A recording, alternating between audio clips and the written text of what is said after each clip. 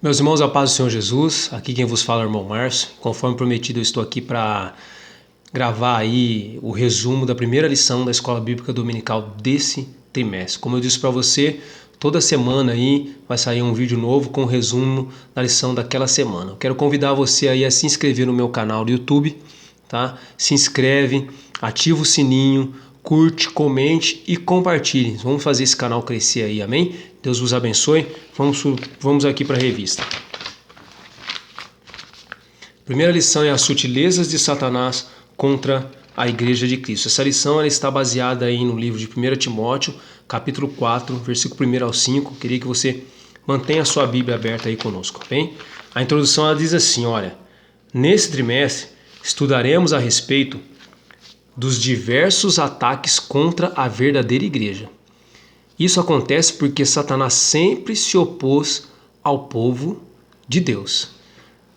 Tópico 1 diz assim, olha, a igreja sob ataque, a sutileza do ataque.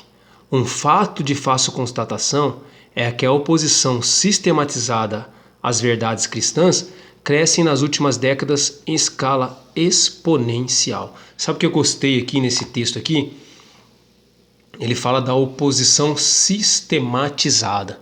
Então, a primeira coisa que eu quero que você entenda, meus irmãos, é que essa não é uma oposição qualquer. Ela não foi realizada num fundo de quintal e nem por amadores. Há um sistema por trás de tudo isso. Isso não é um sistema local, não é um sistema municipal, não é um sistema estadual, é um sistema global, em escala global. A igreja no mundo todo vem sofrendo ataque desse sistema. Esse sistema ele é bem organizado, bem parametrizado, bem feitinho, sabe? Para que as sutilezas de Satanás adentrem na igreja quase de forma imperceptível. E por isso, essa lição desse trimestre, ela vai nos trazer a capacidade de compreender aí como esse sistema atua no nosso meio. Então, há um sistema, certo? Há um sistema atuando. Você que é antenado já deve ter percebido isso, não só porque você é antenado, mas porque você estuda a palavra de Deus, porque a palavra não nos deixa enganado.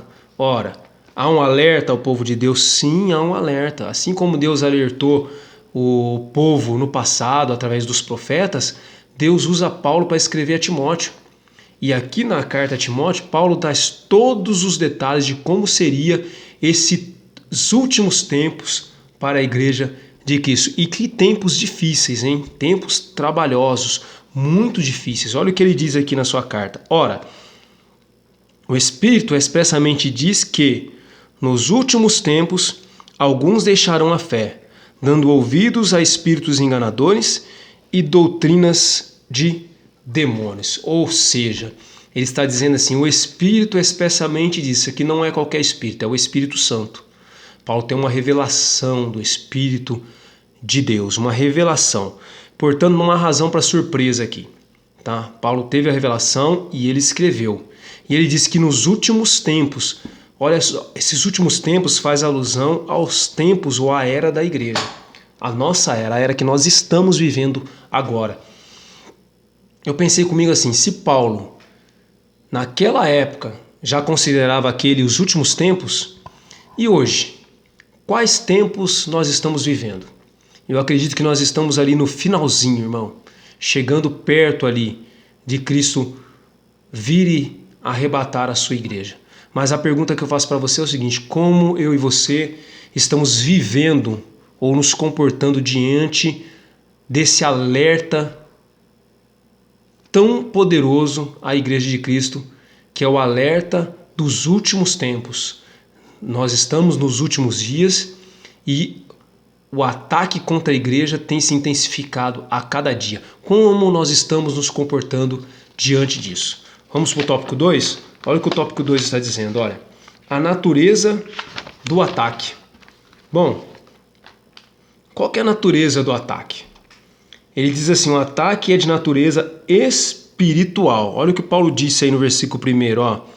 Dando ouvidos a espíritos enganadores e a doutrina de demônios. Paulo diz aos Efésios, no capítulo 6, versículo 12, que a nossa luta não é contra a carne e nem contra o sangue, mas contra os principados e potestades do mal. Ou seja, essa luta ela se inicia no campo espiritual, né? A natureza inicial e principal dessa luta ela é espiritual. Satanás é o agente propulsor das outras forças que oprimem o povo de Deus. Sim, ele é o instigador, ele instiga o Estado, ele instiga os juízes, ele instiga os homens a atacarem a fé cristã. Ele é o instigador. Imagine só, nós temos um sistema operando, imagine uma grande empresa, uma grande organização, que ela é toda organizada, né? Tem ali os seus chefes, toda uma hierarquia, né? Gerente, subgerente, encarregado, líder, enfim. Mas ela funciona muito bem. Por quê? Porque por trás de todo esse sistema há alguém que está no topo dessa empresa. Ou ele é aí um diretor, um presidente, um CEO, não importa. Só sei que tem alguém, o certo é que tem alguém no topo. Entenda uma coisa, o sistema que oprime a igreja, tá? Ele é composto por diversas facetas, mas que tem o seu principal agente, Satanás. Esse é o seu principal agente. Ele é o orquestrador e o incitador de tudo e de todos contra a igreja de Cristo. E em que esfera mais, ou em que área mais, ou que natureza mais tem esse sistema aí? Bom, ele tem uma natureza moral. Sim, moral. Olha o que Paulo está dizendo aqui, ó. Alguns deixaram a fé, dando ouvidos a espíritos enganadores e a doutrinas de demônio, falando mentiras em hipocrisia, tendo a sua própria consciência cauterizada com ferro quente. Ele está falando de pessoas, sabe aonde? Dentro da igreja. Qual que é o baluarte da moral na face da terra hoje ainda? É a igreja. A igreja é a única instituição nos dias de hoje que ainda preza pela moral e pelas verdades da Bíblia Sagrada. Então, esses homens aqui se levantam aonde? Dentro da igreja. Eles negam a verdadeira fé, dão ouvidos a espíritos enganadores e a doutrinas de demônio. E o que eles começam a fazer? Usar de mentira e de hipocrisia para enganar o povo de Deus, tentando desviar o povo de Deus do caminho. E, irmãos, entenda uma coisa, essas mentiras, muitas das vezes, elas têm aparência de verdade. Né? Elas são camufladas, porque elas são sorrateiras, para angariar pessoas e desviá-las do caminho do Senhor. E são hipocrisias. E tem mais, esses homens têm a sua consciência cauterizada com ferro quente. O que significa isso? Esses homens não têm mais capacidade de discernir entre o certo e o errado. Mas o pior do que isso é que esses homens não têm mais sentimento, né? Não conseguem mais sentir dor pelo erro, não conseguem sentir mais dor diante do engano, diante do mal que estão causando. Eles são agentes de Satanás no meio desse sistema todo. Eles são também uma peça de Satanás usadas contra a igreja de Cristo. O tópico 3 ele fala assim, ó, as esferas do ataque. Vamos lá. Esse ataque atinge em que esfera? Primeiro, ele atinge a esfera religiosa. Qual que é essa esfera religiosa? A igreja. Sim, é a igreja. Nós estamos falando da igreja.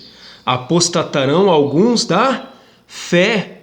Ou seja, esses homens, essas pessoas que estão se apostatando da fé, estão dentro da igreja. Não há dúvidas aqui que o apóstolo Paulo está se referindo a cristãos e professores e pregadores, doutores que sucumbiram ao ataque do diabo. E o que pior, agora estão a serviço dele. O pior é isso, irmão. Eles deixam a verdadeira fé, dão ouvidos a Satanás e agora estão a serviço de Satanás.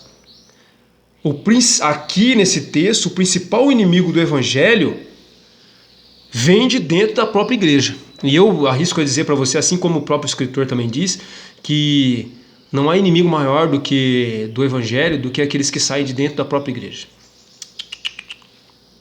Não é o Estado, não é os legisladores. Não, não, não, não, não, não. O maior ataque, o ataque mais perigoso da igreja é aquele que sai de dentro da própria igreja, causado por aqueles que se apostataram da fé genuína. Esse sim é um ataque mais nocivo à igreja de Cristo nos dias atuais. Então, a primeira esfera desse ataque é na esfera religiosa. Irmãos, esse ataque causa danos terríveis, terríveis. E a segunda esfera é na esfera social. Qual é a esfera social? Vamos lá. Uma sociedade é formada do quê? De pessoas. Sim, de pessoas. Mas antes disso, a sociedade ela tem a sua base na família. Então, você já deve ter percebido que esse ataque ele visa principalmente, depois de visar a igreja, ele visa visar o quê? A família. Sim, a família. Olha o que o apóstolo Paulo diz aqui no versículo 3 do capítulo 4, 1 Timóteo. Olha só, esses homens, o que eles fazem? Eles proíbem o casamento. Proíbem o casamento. Por quê? Porque proibindo o casamento, o que acontece? Você evita que uma família se forme. E quando você destrói uma família, o que acontece? Você destrói uma igreja. Sim, família e igreja. Entenda uma coisa, quando a igreja primitiva se inicia lá em Atos dos Apóstolos, você vai notar que a igreja ela se reunia onde? Nas casas, nos lares das famílias. Nos lares das famílias. Então, irmão, presta atenção. Quando o inimigo ataca uma família e destrói a formação de uma família, ele não está destruindo só uma família, ele está destruindo também a igreja. Que a igreja é formada de famílias e, consequentemente, ele destrói o quê? A sociedade, porque a sociedade também é formada de famílias. Então presta atenção numa coisa, irmão, olha só, quando a família é destruída, quando a família é devastada pelo inimigo, presta atenção, a família não é capaz de gerar cidadãos que possam dar continuidade a uma sociedade sadia. Entendeu? É por isso que ele ataca a família. A terceira coisa, vamos lá. Terceiro tópico, quarto tópico, a igreja protegida. A igreja protegida. Ou seja, como é que nós vamos conseguir lutar contra os ataques de Satanás, contra todo esse sistema comandado por Satanás, que ataca aí a moral, que ataca a igreja, que ataca a família, que tenta destruir toda a base da sociedade, que é a família, e a base da igreja, que é a família. Só há duas formas que o escritor cita aqui. Duas formas. Primeira, a palavra de Deus. E a segunda, a oração. 1 Timóteo capítulo 4, versículo 5. Olha só. Porque é santificada pela palavra de Deus e pela oração. Então entenda uma coisa, irmão. A Bíblia diz que o povo de Deus perece por falta de conhecimento. A Bíblia ainda diz mais ainda, João 8,32. E conhecereis a verdade, e a verdade vos libertará. Escute só uma coisa, irmão. É importante nós meditarmos na palavra de Deus. A palavra de Deus é o único caminho pelo qual nós vamos compreender as sutilezas de Satanás e vamos entender também a necessidade de orar. Entenda uma coisa, irmão. A necessidade da oração. Através da palavra você entende a necessidade da oração. A oração, o que ela faz? Ela gera comunhão. Ela gera comunhão. Ninguém, irmão, como é que você vai conseguir comunhão com alguém sem conversar com esse alguém? Não. Você não conhece alguém sem estabelecer relacionamento com esse alguém. Não, é impossível.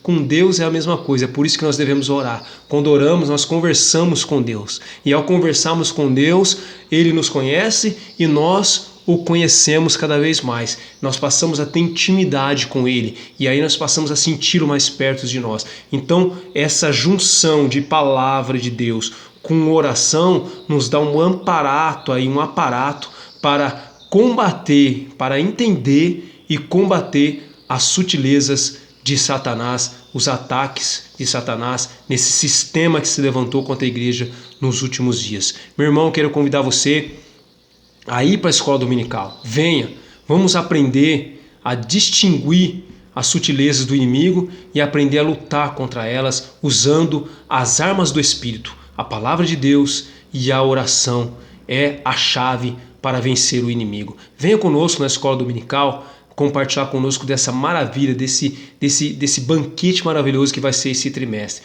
Até uma próxima, eu espero você. Semana que vem tem um outro vídeo. Não se esqueça aí de se inscrever no canal e forte abraço. Muito obrigado. Abração.